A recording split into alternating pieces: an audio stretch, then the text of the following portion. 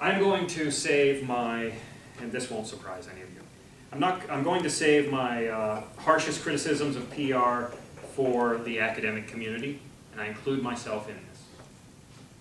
The number one problem, I think, with the scholarly community is that we are mono-theoretical. That means there's one paradigm, and everything that the industry is built on in the scholarly community is built around that one paradigm, at the exclusion of all the other paradigms, at the exclusion of fresh ideas. So Grunig says, there's only one way, really. So I'll paraphrase Grunig, because I don't want to read this long quote that I pulled. Basically, practitioners who follow his brand of PR, behavioral strategic management paradigm, they focus on the participation of public relations executives in strategic decision-making to help manage the behaviors of organizations. Right? Those are the bridgers. Everybody else a buffer. So, if you worry about how the public thinks about image, reputation, brand, impressions, and identity, you're a buffer. You're outside the excellence paradigm. But for those of us who've worked in the field, and for those of you who've worked in the field, you know that 90% of what you do on a day-to-day basis is outside the excellent paradigm. So why can't we overcome the excellent paradigm? Because the tenure system is built around buying into it. Okay, so people like me have to publish the things that will be published in journals. The easy answer is to say, well, that's changed. There's postmodernism, there's Dorina Holthausen, there's all of our good friends from Europe that actually are attempting to introduce various other paradigms, but they're strangled off. Okay?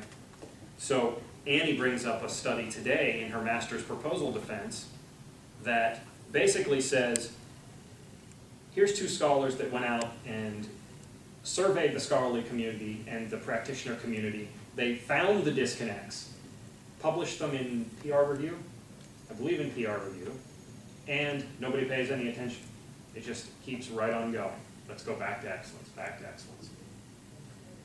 Two professors, Carl Botan and Vincent Hazelton, in the book Public Relations Theory 2, say, quote, most scholars would agree that symmetrical excellence theory is at least potentially a paradigmatic theory.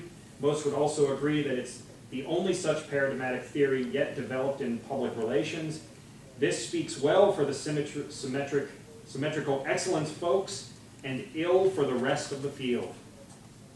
Later they acknowledge Kuhn, who was a big person in philosophy of science, when they say, quote, theoretical paradigms frame and guide research in a field. However, they may also stifle and present the consideration of innovative ideas and theories. And that's where we stand. If you have one theory and you have criticism about that theory cut off, it's like a plant. Cut off the nutrients, cut off the soil, the plant dies. And I'd say that rather than being at the plant dies stage, the scholarly community should be at the plant thrives stage. So, in conclusion, my hope is that you students, our listeners, and others who may view this forum in the future find what I've said scathing, perilous, and possibly even a little harebrained. Okay? You can look at me and say, that guy's nuts. I'm okay with that. I have a rationale for standing alone and shouting against this tilting windmill. My sense is that the world has entered a significant turning point. If one looks at the events around the world, in Egypt, in Greece, Iran, and other nations, and look at that as a starting point for a new culture emerging. We have to look no further than the United States with the Occupy movement, even to the Tea Party, to understand that change is underfoot. It's almost like you can feel it. Let's return to the notion that PR can be saved. While I presented a case here for seeing PR as something perhaps currently and historically evil, there's a compelling justification for trying to save it.